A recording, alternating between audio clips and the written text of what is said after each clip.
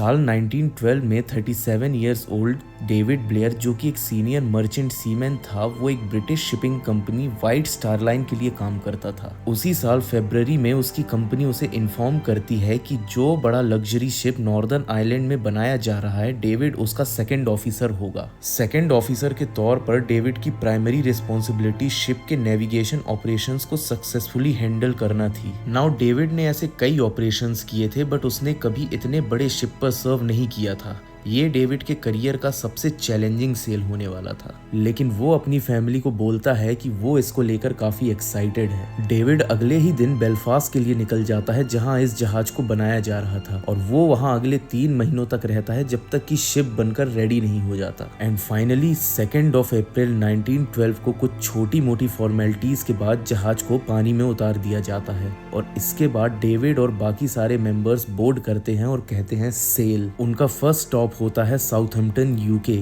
और वहां तक की जर्नी में सिर्फ डेविड और बाकी सारे क्रू मेंबर्स ही होते हैं। अगले 2 दिनों में जहाज साउथहैम्पटन पहुंच जाता है, और अगले कुछ दिनों तक जहाज पोर्ट पर ही रहता है, क्योंकि ये जर्नी जो साउथहैम्पटन से न्यूयॉर्क के लिए होने जा रही थी, ये काफी बड़ी थी और इसके लिए क्रू को ट्रेनिंग देना जरूरी था। और अप्रैल 10 को जब सारी प्रिपरेशंस हो चुकी थी, तो समय आ गया था कि पेड ट्रेवलर्स को ऑन बोर्ड अलाउ कर दिया जाए, और अगले कुछ ही घंटों में हजारों लोग उस जहाज पर चढ़ चुके थे। बट तभी सेल स्टार्ट होने के 1 घंटे पहले डेविड को एक बुरी खबर मिलती है। डेविड का बॉस डिसाइड करता है कि ये जर्नी काफी हाई प्रोफाइल होने वाली है, और इवन दो डेविड ऑलरेडी काफी एक्सपीरियंस्ड है, स्टिल उसने कभी इतना बड़ा शिप हैंडल नहीं किया, तो उसे किसी और ज्यादा एक्सपीरियंस्ड इंसान से रिप्लेस कर दिया जाता है। अब ऑब्वियसली डेविड को काफी बुरा लगता है, बट इससे भी ज्यादा डिसअपॉइंटमेंट उसे इस चीज की थी कि ये न्यूज उसे एकदम एंड मोमेंट पर क्यों दी गई। वो देखता है कि जहाज में हर जगह सिर्फ भीड़ है और लोग किसी तरह एडजस्ट करने की कोशिश कर रहे हैं, और इन्हीं सब के बीच डेविड को जहाज के काफी अंदर तक जाकर अपना सामान वापस लाना था, और ये सब चीजें उसे जहाज से निकलने से पहले करनी थी। वो जैसे तैसे अपना सामान वापस लाता है और सारे क्रू को गुड बाय कहकर जर्नी के लिए ऑल द बेस्ट बोलता है। इसके बाद डेविड अपने सारा सामान लेकर एक होटल जाता है और अपनी फैमिली को लेटर लिखकर बताता है कि वो कितना डिसअपॉइंटेड है।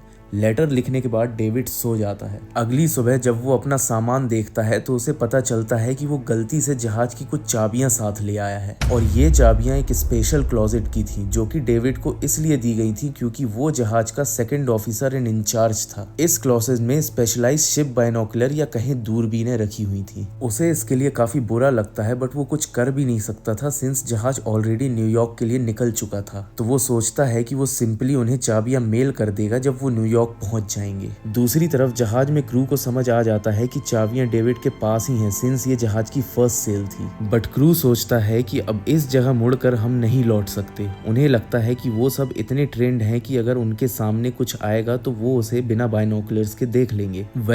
5 दिन बाद यही बड़ा जहाज, जिसका नाम था टाइटैनिक, एक बड़े आइसबर्ग से जाकर टकरा जाता है, जिसमें करीब 1500 लोग मर जाते हैं। जो कुछ थोड़े बहुत लोग सरवाइव किए थे, उनमें से एक था फ्रेड फ्लीट। वो उन कुछ चुनिंदा लोगों में से था जिन्होंने आइसबर्ग को सबसे पहले देखा था, और सीनेट इंक्वायरी में वो बताता है कि अगर उसके पास बाइनोकुलर्स होते तो वो उस आइसबर्ग को काफी दूर से देख सकता था, इतना कि उसे अवॉइड भी किया जा सकता था।